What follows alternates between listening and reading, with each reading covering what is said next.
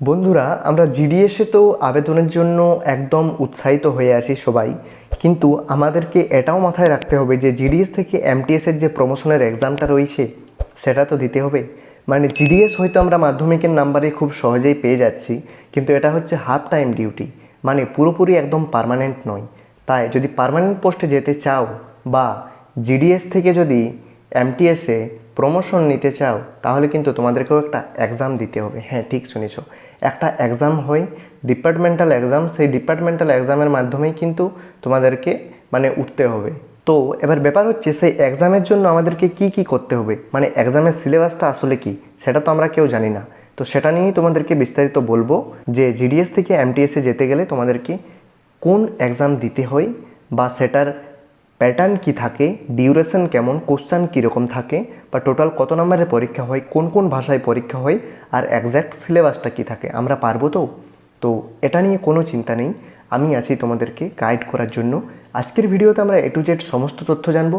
আর হ্যাঁ, জিডিএস থেকে এমটিএসে যদি তোমরা প্রমোশন পেতে চাও, অবশ্যই পোস্টাল শান্তনু চ্যানেলটিকে সাবস্ক্রাইব করে যুক্ত হয়ে থাকো, কারণ এই চ্যানেলে নিত্য নতুন প্রশ্ন উত্তর নিয়ে আলোচনা করা হবে পরের দিন থেকে। আর শুধু আজকেই নয়, 1 বছর টানা প্রিপারেশনের পর আশা করছি তোমাদের সব কিছু ডাউট ক্লিয়ার হয়ে যাবে। বাকিটা তো সব কিছু নিজের হাতে আছে, কেউ তো গুলিয়ে খাইয়ে দিতে পারবে না, জাস্ট তোমাকে গাইডটুকুটাই করতে পারবে, বাকিটা নিজে পড়ে কোয়ালিফাই করতে হবে।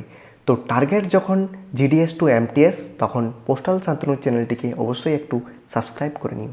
তো চলো আজকে জানা যাক সিলেবাসের কথা। এখানে দেখো ক্লিয়ারলি লেখা আছে। অ্যাকচুয়ালি এটা আমি নিজের মতো করে পিডিএফটা বানিয়েছি যাতে তোমাদেরকে হেল্প করতে পারি, ভালোভাবে বোঝাতে পারি তার জন্য। তো এই পিডিএফটা যদি তোমরা পেতে চাও, একটু টেলিগ্রাম চ্যানেলে যুক্ত হয়ে যেও, ডেসক্রিপশানে লিঙ্ক দেওয়া আছে, সেখান থেকে তোমরা ইজিলি পিডিএফটাকে ডাউনলোড করতে পারবে। তো দেখো এখানে ক্লিয়ারলি লেখা আছে, the Gramin Dak Sevak GDS to MTS multitasking staff promotion exams conducted by the India Post. এটা তো আমরা সবাই জানি, paper 1, basic postal knowledge and general awareness বা অ্যারিথমেটিক। এটা ছেড়ে দিলাম, চলো বুঝতে পারলে কি বললে আশা করি। তো প্রথমে আসছি এক্সাম প্যাটার্ন নিয়ে, যে এক্সামটাতে কি বলা হচ্ছে ডিটেলস। এক্সামের যে সময় সেটা হচ্ছে 60 মিনিট, মানে তোমাকে 1 ঘন্টা সময় দেওয়া হবে। টোটাল প্রশ্ন থাকবে 50টা টোটাল এমসিকিউ প্রশ্ন থাকবে, আর সময় দেওয়া হবে 1 ঘন্টা। মানে একটা প্রশ্নের জন্য তুমি ধরে নাও 1 মিনিট মতো পাচ্ছ। এবার টোটাল মার্কস হচ্ছে 100, মানে প্রতিটা প্রশ্নের মান হচ্ছে 2 নম্বর, 50 × 2 100। এবার আছে ল্যাঙ্গুয়েজ, যে তুমি কোন ভাষায় পরীক্ষা দিতে পারবে। দেখো ইংলিশে পারবে, হিন্দিতে পারবে, আর তোমার যে রিজিওনাল ল্যাঙ্গুয়েজ, মানে এক কথায় তো, যেহেতু আমার বেশিরভাগ সাবস্ক্রাইবার বাঙালি আছে এখানে, তোমাদের একটাই প্রশ্ন যে দাদা বাংলায় দিতে পারবো কিনা। উত্তর হচ্ছে একদম হ্যাঁ, তোমরা বাংলায় দিতে পারবে, কোনো সমস্যা নেই। তো এবার সরাসরি চলে যাচ্ছি পার্ট এ। দেখো এটাতে 3টা পার্টে বিভক্ত আছে। পার্ট এ এর মধ্যে আছে বেসিক পোস্টাল নলেজ, যেখানে 30টা প্রশ্ন আছে। তার মধ্যে রয়েছে পোস্ট অফিস গাইড পার্ট 1, এটাতে 23টা প্রশ্ন। আর পোস্টাল ভলিউম মানে পোস্টাল ম্যানুয়াল ভলিউম 5, এটাতে আছে 7টা প্রশ্ন। আর পার্ট বি এর মধ্যে আছে বেসিক অ্যারিথমেটিক, এটার থেকে আসবে 10টা প্রশ্ন। আর আরেকটা যেটা আছে যে জেনারেল অ্যাওয়ারনেস বা জেনারেল নলেজ, এটার থেকে আসবে 10টা প্রশ্ন। যে পোস্ট অফিস গাইড পার্ট 1 আছে, সেটা থেকে কি কোন কোন চ্যাপ্টার আছে চলো জেনে নেওয়া যাক। প্রথমে আছে organisation of the department, types of post office, head office, branch office, sub office, business hours and timings, payment of postage stamps and postal stationery, rules regarding packing, sealing and manner of affixing postage stamp, methods of addressing articles, post boxes and post bags, duties of letterbox peon, official postal articles and prohibited postal articles, products and services, mails, banking and remittance, IPPB, SP, আর insurance যেগুলো PLI, RPLI and business services, এগুলো আছে part এ, অর্থাৎ post office guide part 1 এর মধ্যে। এখান থেকে 23টা প্রশ্ন আসবে। এরপর চলে যাচ্ছি আমরা পোস্টাল ম্যানুয়াল ভলিউম 5, এখান থেকে আসবে টোটাল 7টা প্রশ্ন। তো এখানে আছে অপারেশনাল ডেফিনেশন অ্যান্ড টার্মিনোলজি, মানে এই যে চ্যাপ্টারটা এটা দেখতে পাচ্ছ, এই চ্যাপ্টারটা থেকে তোমাদের টোটাল 7টা প্রশ্ন আসবে। তাহলে এক কথায় বলতে গেলে পার্ট এ থেকে তোমাদের টোটাল 30টা প্রশ্ন আসবে, যেটা হচ্ছে ডিপার্টমেন্টাল প্রশ্ন। এবার তোমরা বলবে দাদা ডিপার্টমেন্টাল মানে বুঝলাম না। মানে তোমরা যে কাজ করছো দৈনন্দিন পোস্ট অফিসে বা বিভিন্ন জায়গায় যে বিভিন্ন রকম কাজ হচ্ছে পোস্ট অফিসে, সেই সব কিছু মিলে একটা সিলেবাস। তো এটা পুরোটাই ডিপার্টমেন্টাল প্রশ্ন, মানে পরীক্ষাটাও যেমন ডিপার্টমেন্টাল, তেমনি এটাও ডিপার্টমেন্টেরই প্রশ্ন। এই প্রশ্নগুলো বাইরে থেকে আসবে না, মানে একটা লিমিটেড সিলেবাস দেওয়া আছে, এর মধ্য থেকে আসবে এই প্রশ্নগুলো। তো আশা করছি ম্যাক্সিমাম মানে যারা পরীক্ষা দেয় তারা এটা সবাই ঠিক করে, এখানে সেরকম কম্পিটিশান হয় না, এটা সবাই পেরে যায়। তাই এই দিকটা তোমাদের একটু জোর দিতে হবে যাতে এখানে কোনো রকম ভুল না হয়, তাহলে কিন্তু একটা চান্স থেকে যাচ্ছে, মানে তোমাদের একটা প্লাস পয়েন্ট হচ্ছে যে তোমরা কোয়ালিফাই করার চান্সটা কিন্তু বেড়ে যাচ্ছে। এরপর আসছে জেনারেল অ্যাওয়ারনেস বা বেসিক অ্যারিথমেটিক, যেখানে থাকছে টোটাল 20টা প্রশ্ন পার্ট বি এর মধ্যে। তো জেনারেল অ্যাওয়ারনেস বা জেনারেল নলেজ, এখান থেকে থাকবে তোমাদের 10টা প্রশ্ন, মানে এই 10টা প্রশ্নের প্রত্যেকটার মান হবে 2 নাম্বার, মানে টোটাল 10 দুগুণে 20 নাম্বার। আগে হিসাব করলাম আমরা 30 দুগুণে 60 নাম্বার, আর এখানে 20, মানে টোটাল হচ্ছে 80 নাম্বার। তো জেনারেল অ্যাওয়ারনেসের মধ্যে কোন কোন চ্যাপ্টার আছে চলো একটু দেখে নেওয়া যাক। প্রথমে আছে ইন্ডিয়ান জিওগ্রাফি, ভারতের ভৌগোলিক যে এটা সেটা। দ্বিতীয় আছে civics, Indian constitution and government. তৃতীয় আছে জেনারেল নলেজ আর কারেন্ট অ্যাফেয়ার্স, এগুলো তোমরা জানো সব পরীক্ষাতেই লাগে। চতুর্থ Indian culture and freedom struggle. আর 5 নম্বরে হচ্ছে এথিক্স অ্যান্ড মোরাল স্টাডি। তো এই যে 5টা চ্যাপ্টার দেখলে, এই চ্যাপ্টারগুলো থেকেই কিন্তু প্রতিটা থেকে একটা বা দুটো বা তিনটে করে প্রশ্ন এসে টোটাল এই 5টা চ্যাপ্টার থেকে তোমাদের 10টা প্রশ্ন আসবে। আর প্রত্যেকটা প্রশ্নের মান থাকবে 2 নাম্বার করে, মানে টোটাল হবে 10 দুগুণে 20 নাম্বার এখান থেকে।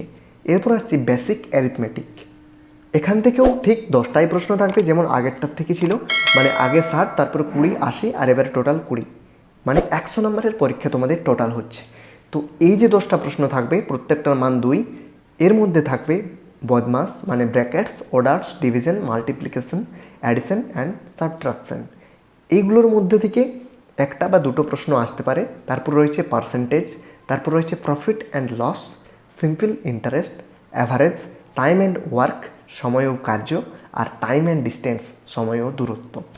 এই যে 1, 2, 3, 4, 5, 6, 7, এই যে তোমরা 7টা চ্যাপ্টার দেখতে পাচ্ছ, এই 7টা থেকে কিন্তু 10টা প্রশ্ন আসবে, মানে 10টা এমসিকিউ প্রশ্ন আসবে। এটা হচ্ছে ম্যাথ। তো এই ম্যাথগুলোও কিন্তু তোমাদেরকে সব রাইট করতে হবে। কেন বলছি এটা বলো তো? কারণ জিকে থেকে আমরা অনেক আনকমন প্রশ্ন পাই, যেটাতে আমরা অনেকটাই ভুল করে বসি। তো যদি আমরা ডিপার্টমেন্টাল প্রশ্নগুলো সব ঠিক করতে পারি আর ম্যাথগুলো সব ঠিক করতে পারি, তাহলে আমাদের এখান থেকে একটা প্লাস পয়েন্ট এসে যাচ্ছে যে আমরা অনেক দূর পর্যন্ত যেতে পারবো, মানে কোয়ালিফাই হওয়ার চান্সটা অনেকটাই বেশি। কারণ এগুলোর ভরসা করা যায় না বাবা, এগুলো কি প্রশ্ন আসে এগুলো সত্যি বলা মুশকিল। তার জন্য এগুলোকে তোমাদেরকে ভালোভাবে তো পড়তেই হবে, কিন্তু বাকি দুটোকেও একদম ভালোভাবে করতে হবে। কিন্তু আসল কম্পিটিশানটা হয় জিকেতেই, কারণ জিকেতেই পুরো খেলাটা ঘুরে যায়, জিকেতেই পুরোটা একদম মানে ওলট পালট করে দেয়। কী করে আমি বলছি, দেখো জিকেতে সিলেবাসটা দেখতে ছোট হলেও কিন্তু অনেক হিউজ সিলেবাস, এখান থেকে যে কোনো প্রশ্ন তুলে দিতে পারে জিকের ক্ষেত্রে, সেটা কিন্তু তোমাদের নাও জানা থাকতে পারে। তো এক্ষেত্রে তোমরা যদি চাও যে ভালো মার্কস পেতে বা কোশ্চেন কী কী আসতে পারে এরকম যদি কোনো তোমাদের মনে প্রশ্ন থাকে বা ঠিকঠাক বই পাচ্ছ না, গাইড পাচ্ছ না, তো পোস্টাল শান্তনু চ্যানেলটিকে একটু সাবস্ক্রাইব করো।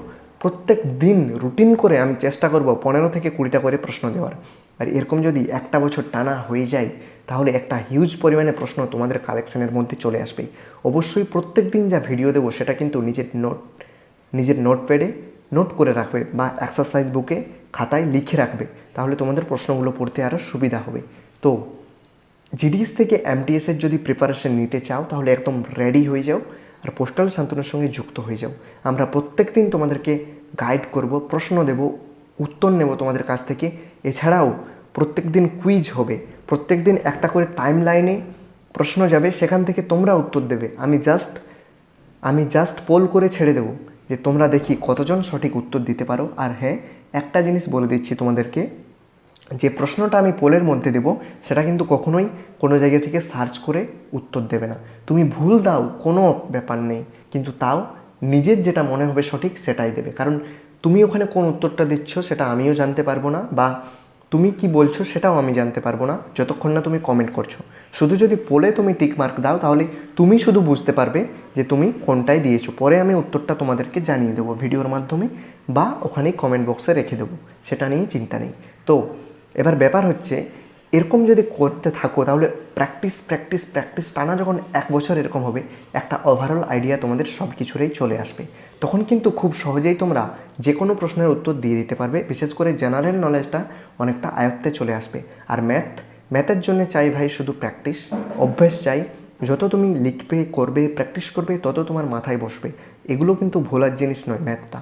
আর ম্যাথ যত করবে বুদ্ধি তত বাড়বে, স্বাভাবিক। আর ডিপার্টমেন্টাল যে প্রশ্নগুলো রয়েছে এগুলো ভাই কমন পেয়ে যাবে, এগুলো নিয়ে টেনশন করো না, এগুলো আমি তোমাদেরকে গাইড করে দেবো, এগুলো একদম কমন পেয়ে যাবে, একদম শিওর থাকো।